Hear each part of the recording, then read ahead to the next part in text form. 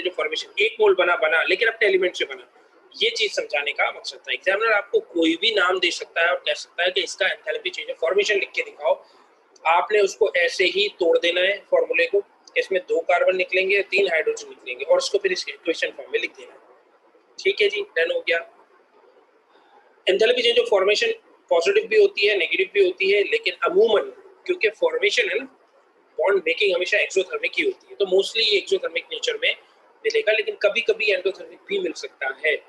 सही है, इसका मतलब ये हुआ कि एंथैल्पी चेंज ऑफ रिएक्शन बहुत हो सकते हैं, फॉर्मेशन एंडो भी हो सकता है एक्सो भी हो सकता है, लेकिन ज्यादातर एक्सोथर्मिक होता है क्योंकि बॉन्ड मेकिंग हो रही होती है। एंथैल्पी चेंज ऑफ कंबशन क्या होता है? Burning of anything in the presence of oxygen.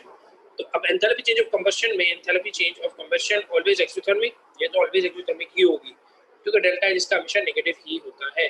Combustion में क्या करना है, आप जो भी चीज बनाओगे उसको ऑक्सीजन से रिएक्ट कराओ और उस चीज का प्रोडक्ट बनेगा, लेकिन इस बार प्रोडक्ट में 1 मोल नहीं देखना, रिएक्टेंट पर 1 मोल देखना है, क्योंकि जो भी चीज आप रखोगे उसका 1 मोल बर्न होना जरूरी है। जैसे कार्बन था कार्बन का 1 मोल बर्न हुआ तो प्रोड्यूस हुआ कार्बन डाइऑक्साइड। अब जरूरी नहीं है कि वो एलिमेंट हो, ठीक है, ये बात याद रखिएगा, कंबशन एलिमेंट की भी होती है और कंपाउंड की भी होती है। ठीक है, तो फॉर एलिमेंट्स और compounds,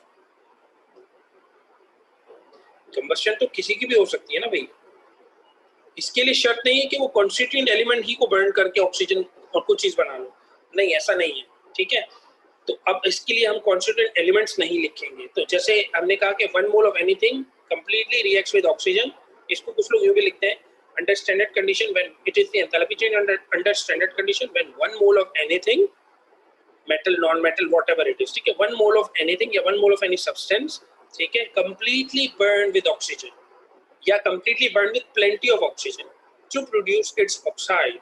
This energy is known as enthalpy change of standard enthalpy change of combustion.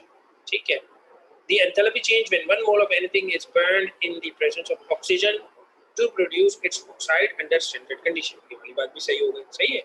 अब जैसे ये बनाया था, अब मैंने ऊपर लिखा था C2, क्या लिखा था C2H6। अब मान लो कि मैं आपसे कहूँ कि मैं C2H6 को अगर बर्न करूँ, तो मैं अगर इसको बर्न करूंगा जैसे C2H6 ये बर्न हो रहा है, तो हो सकता है ना भाई ये भी तो कंबस्ट हो सकता है, तो मैं इसके साथ G लिख दूं और लिख दूं इसके साथ ऑक्सीजन और बना लूं, जैसे हमने ओ लेवल में पढ़े थे, ये अल्केन की कंबस्शन की इक्वेशन है, इसमें 2 कार्बन डाइऑक्साइड बनेंगे और 3 हाइड्रोजन बनेंगे, 3 वाटर बनेंगे। मैं आपसे हमेशा कहता हूँ कि 2 2 जा 4 और 3 1 जा 3, जितने ऑक्सीजन इधर बनते हैं उसका हाफ इधर लिख दो, इक्वेशन बैलेंस हो जाएगी। क्यों कर रहे हैं हम बैलेंस? क्योंकि इक्वेशन में बैलेंस चाहिए।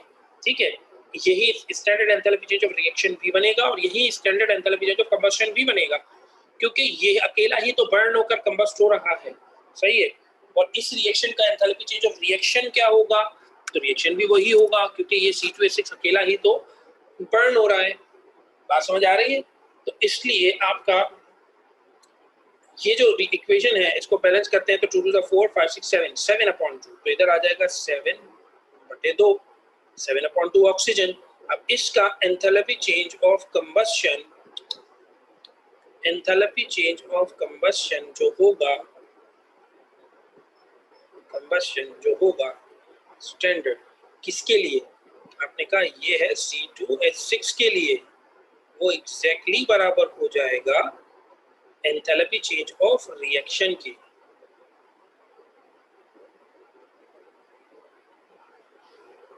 सही है, ऑफ C2H6। ये दोनों बराबर हो गए क्योंकि इसी की कंबस्शन हो रही है, इसी का रिएक्शन हो रहा है। बात समझ आ गई? अच्छा, अमूमन हम रिएक्शन में ये नहीं लिखते, ये इररिलेवेंट हो गया, क्योंकि रिएक्शन सिर्फ अकेला ये थोड़ी कर रहा है, ऑक्सीजन भी तो कर रहा है। तो ये इस रिएक्शन के लिए जो एंथैल्पी चेंज ऑफ रिएक्शन होगा वही एंथैल्पी चेंज ऑफ कंबस्शन भी हो गया। सही, बात समझ आ गई? तो ये मेन लेक्चर में ये वाले पॉइंट्स इस तरह से इंक्लूडेड नहीं थे, मैंने कुछ और चीजें इंक्लूड कर दी इसके अंदर।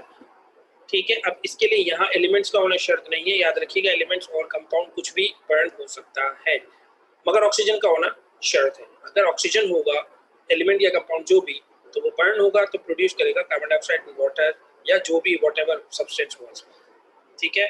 इसी तरह से enthalpy change of formation of water और enthalpy change of combustion of hydrogen बराबर हो गया, क्योंकि इससे बनने वाला प्रोडक्ट वाटर था, इससे बनने वाला प्रोडक्ट कार्बन डाइऑक्साइड था, इसलिए enthalpy change of formation of carbon dioxide, क्योंकि आपने एलिमेंट्स यूज किए हैं, लेकिन बना क्या कार्बन डाइऑक्साइड, तो फॉर्मेशन ऑफ कार्बन डाइऑक्साइड और कंबशन ऑफ कार्बन की एंथैल्पी चेंज बराबर हो गई। नाउ आर एफ सी तो हो गया, फिर है नेट सोल एन।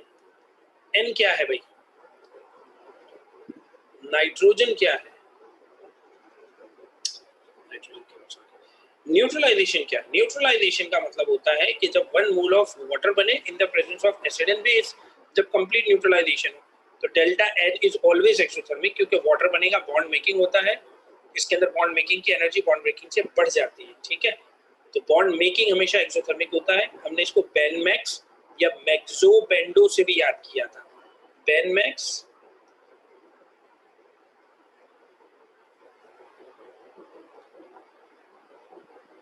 ठीक है, breaking is endo, making is exo, या मैक्सोबेंडो से भी हम इसको याद कर सकते थे, ठीक है।